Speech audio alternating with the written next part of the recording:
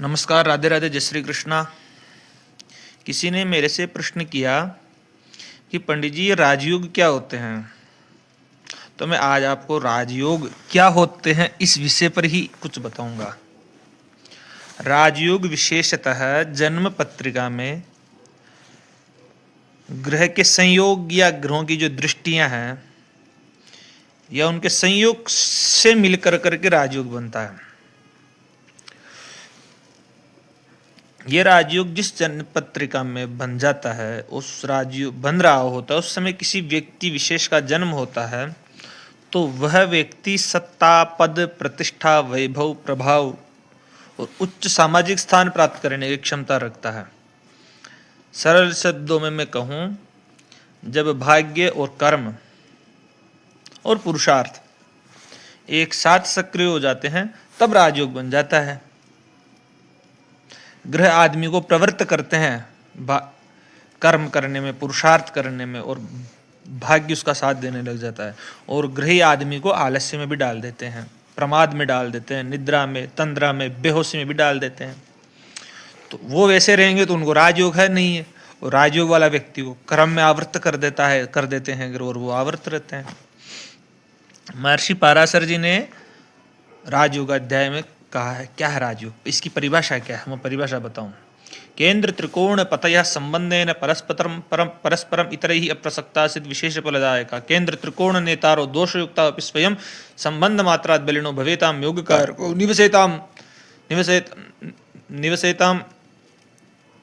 वित्तेन तावभौ धर्म कर्मणो एकत्रान्यत्रो वापि वसेचेद योगकारको। ये जो महर्षि पाराशर जी के जो सूत्र है, जो राजयोग को बखान करते हैं, ये मात्र के ये पाराशर जी तो केंद्र और त्रिकोण के भाव को, संबंधों को ही राजयोग बताया पाराशर जी ने। कहते लक्ष्मी स्थान त्रिकोण है, केंद्र स्थान विष्णु है, और लक्ष्मी और नारायण का संगम हो जाए, संयोग हो जाए, वही राजयोग है। तो आपसी संबंध बने उसको राजयोग कहते हैं। और ऐसे कुछ राजयोग भी होते हैं जो अलग तरीके के होते हैं, मतलब कि जो पंच महापुरुष हो गए। एक चीज और है, राजयोग बनने की मूल शर्तें जो है ना, राजयोग तभी फलित होते हैं जब ग्रह शुभ हो या शुभ प्रभाव में हो, लग्न आपका मजबूत हो, दशा अंतर दशा में भी योग सक्रिय हो, योग कारक ग्रह निर्बल नहीं होने चाहिए। लेकिन पाराशर जी ने तो दोष युक्ता वापिस स्वयं दोष युक्त हो, लेकिन त्रिकोणों का संबंध होना चाहिए, महत्वपूर्ण उनके लिए ये है। हाँ, लेकिन भंग नहीं होना चाहिए राजयोग। महर्षि पाराशर जी ने कहा, धर्म कर्मादि नेतारो रंध्र लाभादिपो यदि तयोः संबंध मात्रेण न योगन लभते नरः। तो फिर फल ही नहीं मिलने वाला। इसका अर्थ तो फिर मैं आपको बताता रहूंगा, वीडियो बहुत बड़ा हो जाएगा ऐसे। तो केवल योग का होना पर्याप्त नहीं है, उसका फलित होना दशा पर निर्भर करता है। अब जैसे को तुम्हें कुछ प्रमुख राजयोग बता देता हूँ। जैसे पंचमहापुरुष योग है, मंगल यदि त्रिकोण में अपनी राशि या अपने उच्च स्थान में हो, बुध हो, शुक्र या शनि, इन पांच ग्रह पंचमहापुरुष योग बनाते हैं।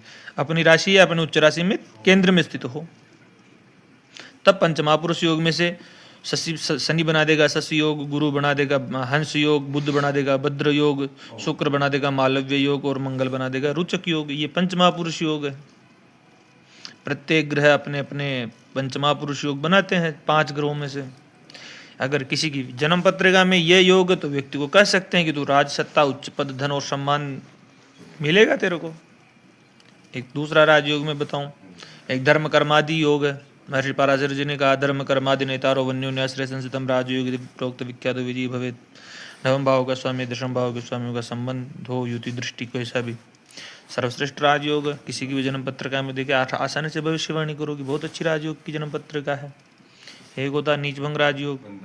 यदि कोई ग्रह नीच का हो, उस पर उसके स्वामी की या फिर उसका उच्चनाथ उस चंद्रमा से केंद्र में हो, या दृष्टि हो, या साथ में हो, नीचभंग हो जाए। नीचस्थ तेजन्मनि ग्रह तद्रासीनाथ उच्चपाद उच्चनाथ स्वतंत्र लग्नादिति केंद्रवर्ती राजा भवे धार्मिक चक्रवर्ती। साफ स्पष्ट कर सकते हो राजयोग है भैया। तो ये नीचत्व नष्ट होकर के व्यक्ति को संघर्ष के बाद में महान सफलता दिला देता है। एक लक्ष्मी योग भी है।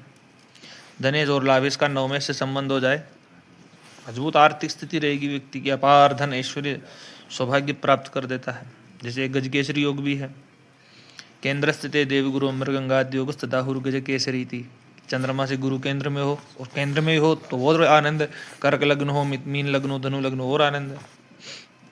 मंगल के लग्न हो, मित्र ग्रहों के लग्न हो गुरु चंद्रमा के, तो आनंद ही आनंद है। और गजकेसरी योग, गजकेसरी योग भी बुद्धि, यश, लोकप्रियता और सम्मान देता ही देता है। महत्वपूर्ण एक बात कह देता हूँ, हर राजा सिंहासन पर नहीं बैठता, वैसे ही हर राजयोग वाला व्यक्ति राजा नहीं बनता, लेकिन वह अपने क्षेत्र में सर्वोच्च स्थान अवश्य प्राप्त कर लेता है। तो राजयोग क्या है, आप अब समझ में आ गए होगा कि राजयोग क्या है। निष्कर्ष तो यही निकलेगा अब तो कि भाग्य का नहीं, संभावना का संकेत है ये। सही दशा, पुरुषार्थ और समय सही मिलने पर राजयोग फलित हो जाते हैं। बिना संघर्ष के राजयोग भी निष्क्रिय हो सकते हैं, ये भी ध्यान रखना आप। और यदि आप कुंडली का विश्लेषण करना चाहते हो तो अपनी डेट ऑफ बर्थ वगैरह कमेंट बॉक्स में अवश्य बताइएगा। कोई प्रश्न है तो आप पूछ भी सकते हो। धन्यवाद।